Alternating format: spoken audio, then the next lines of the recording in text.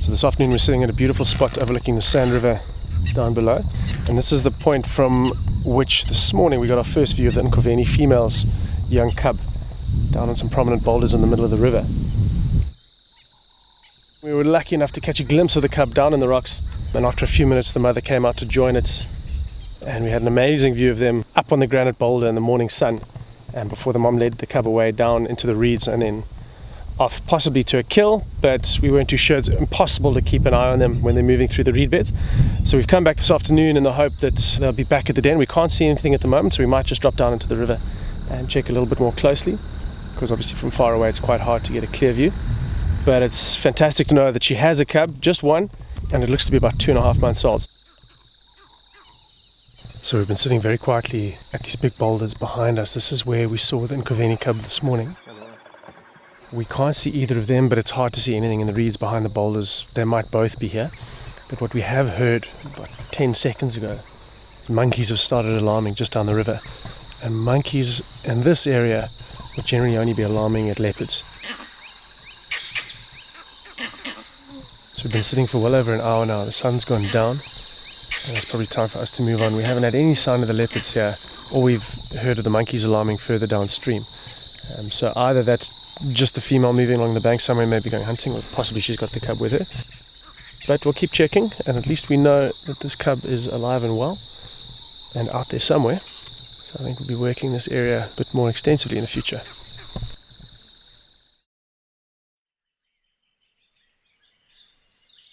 We're sitting at the entrance to the wild dog den. We've been watching them now for almost 2 weeks. They've really provided some phenomenal viewing. When they first started coming out, they didn't go much further than just the immediate vicinity outside the entrance, but now they're coming right out onto the edges of this termite mound.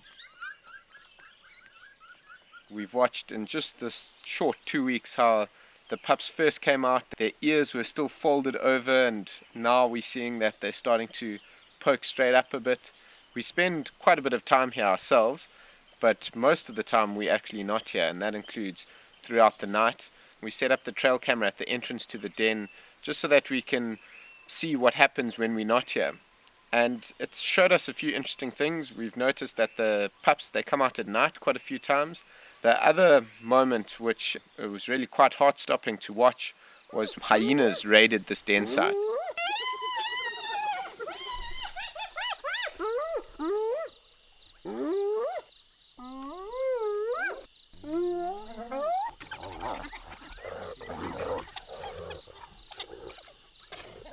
You think being a predator, life's easy, but there's a lot of threats to these wild dogs, and hyenas are probably their biggest threat in this area. All 10 pups did survive. We'll continue to keep this camera up and see what other interesting and hopefully not too many scary moments it shows us.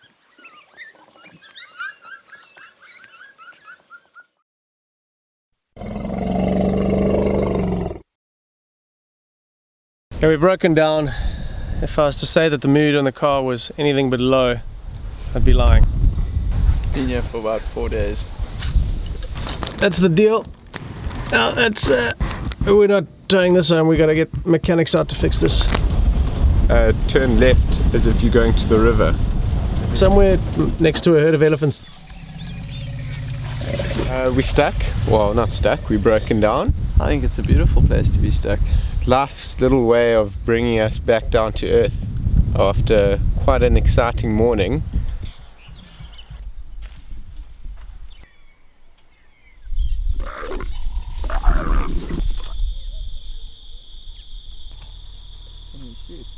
Spirits were high as we were heading back to go and get some well-deserved breakfast, but life had other plans for us.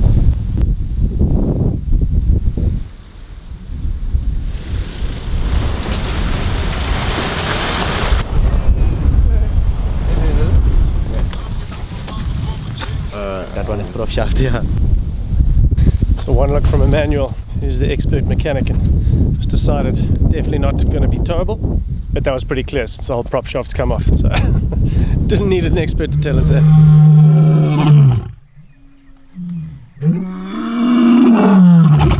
So it's fairly exciting having a new coalition around.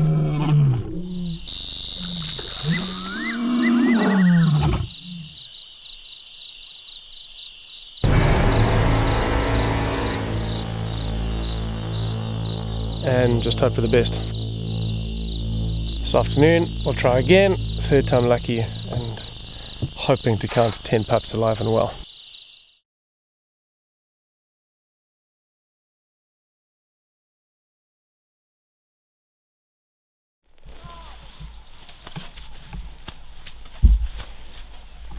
Okay, this morning was a particularly cold one, 5 degrees or so.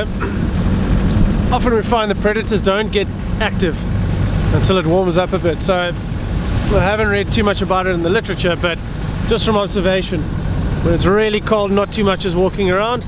Sun comes up, things get a bit warmer, a bit more comfortable, and leopards, lions get moving.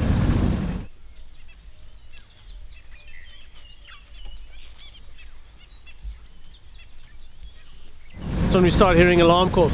So we were sitting with a lovely herd of elephants feeding on some grass, which is now browning nicely. They're going to slowly start shifting to leaves because the grass gets far less nutritious this time of year. We heard kudu barking in this area, and kudu never lie, so there's something moving around here. There were fresh tracks of a male leopard coming in here, so we're checking carefully. Okay, tracks of a male leopard, and they look fairly fresh. The freshness is judged by how crisp they are.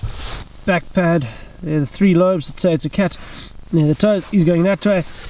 Now, these tracks look fairly good. In winter it can be tricky because there's not a lot of wind, so the tracks don't age that much and they can look crisp for a day or two. But when they look quite shiny from the recently compressed sand, that's when they're fresh. So these are good. I think we're going to find this guy. One of the things we make sure we do is check the junctions very carefully.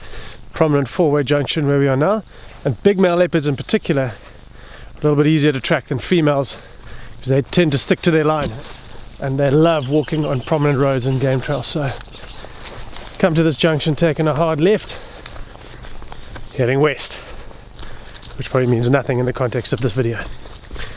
We don't know who it is. Given that he's on the road walking consistently, it's probably territorial male. We're thinking Senegal bush male, just judging by where we are on Londolozi at the moment. But we'll only know when we find him.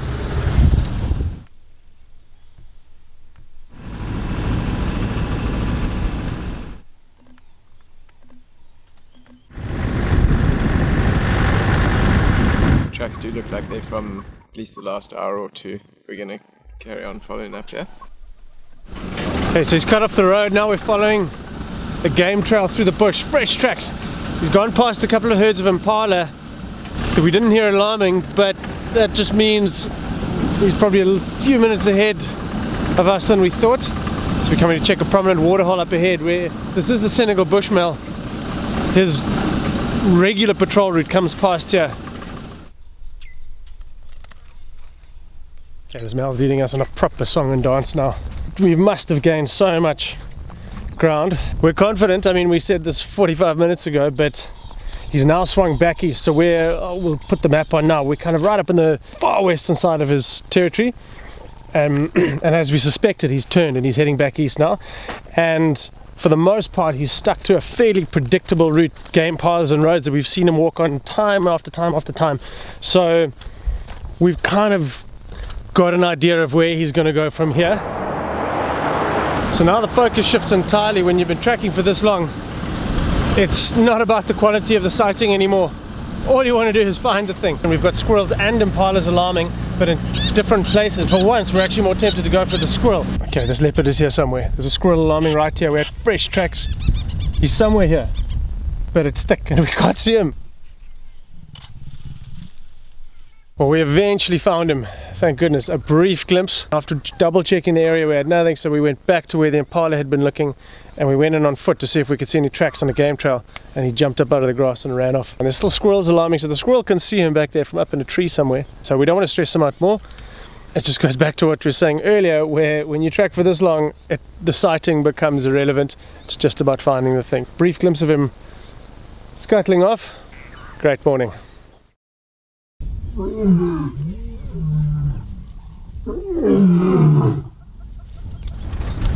It's just gone dawn. We're following up on lions roaring. quite close to camp. Generally when we hear the Birmingham males and Cebu Pride, it's mainly the males that call, they're east of camp. That's where the bulk of their territory is. This is west of camp, so we're wondering who it could be.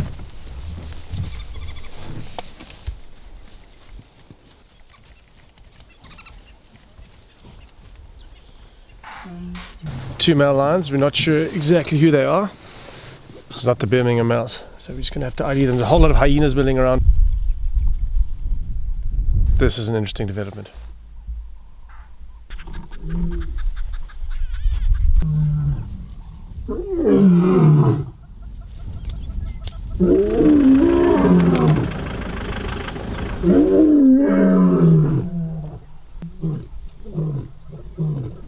It looks like these are the northern Avoca males, which we never see in this area of Londolozi. They're scent marking, they're roaring. We think something's happened here, maybe a kill, maybe they've chased other lions off a kill. There's a lot of hyenas in the area, which in itself doesn't mean much because there's a den not too far away. Hyenas might have just come to investigate the lion activity. We think maybe there's a pride around that these guys have come and chased off.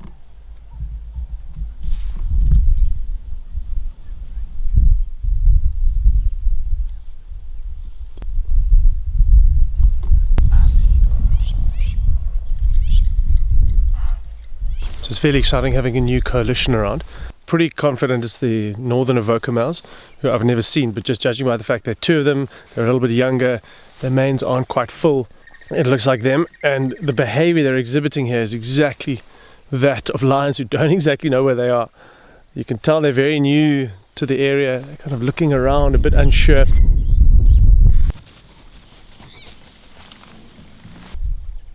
So while we don't exactly know what brought these two Avoca males here, what we do know is this is the trend we see over the years within the male lion population.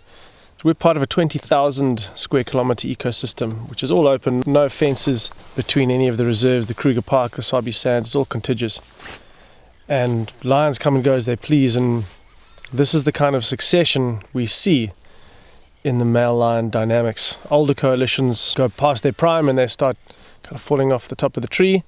As they get weaker, younger males come in, push them out, take their place, sire cubs, they have a couple of years ruling over a territory in prides, and then they in turn get pushed out. So this isn't exactly a pride takeover that's happening, it's just two males in a new area. We know they came from the north, the tracks came over the river at one of our prominent crossings. So I think the plan is probably to leave them to sleep for now, and then come back this afternoon, see what they get up to, and if we're very lucky, we might get them going back over the river.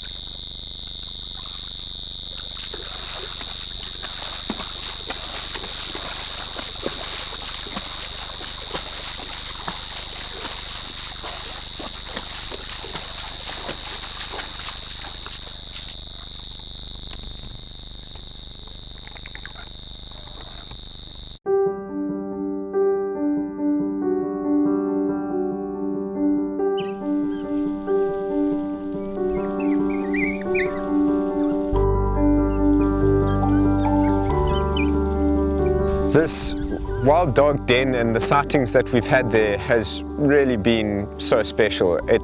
Up until we first discovered it, it was something that I'd never seen before.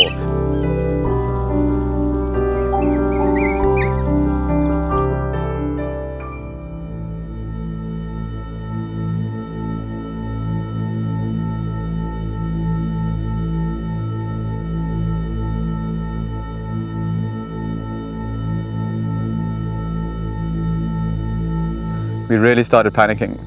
We started thinking the worst.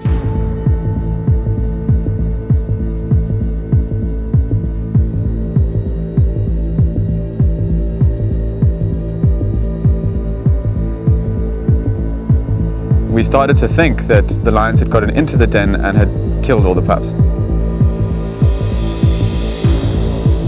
We didn't want to be too pessimistic, but we honestly thought that none of the pups had survived. We're sitting at the wild dog den this afternoon, but with far more anxiety than usual. We couldn't make out that anything happened on the footage. Because it was such a big termite mound, we couldn't see if there were other lions getting into the den at other angles. So it's a fairly nervous wait so far. So we've been sitting at the den for about 2 hours this afternoon. Nothing's happened, all quiet. We went a whole 3 game drives without seeing anything at the wild dog den. Right, so it's the next morning. We're approaching the wild dog den again. We're fairly anxious here. Okay, one positive sign already. The female is here. That's good. Our fear yesterday was that because neither adult was here, we thought something, obviously the worst had happened and they just abandoned the den completely. She does have a little wound just at the base of her tail. Given that she had an entire ear ripped off by hyenas, she survived a lot worse. Our hopes are slightly higher now, and now we just got to wait.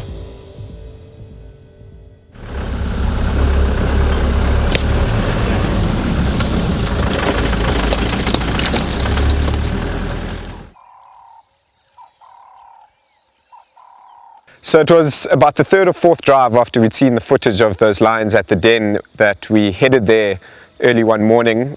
We sat just hoping that we'd see all 10 pups come bounding out of the den as they had been doing so many times before.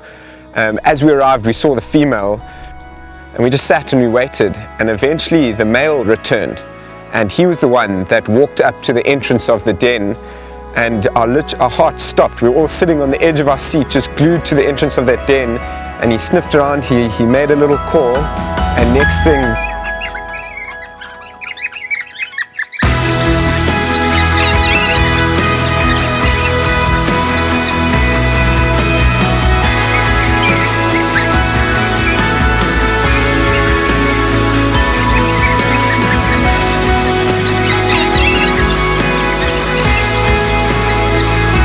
It felt like it was my 5th birthday again. It was one of the most exciting moments I've had in a very long time.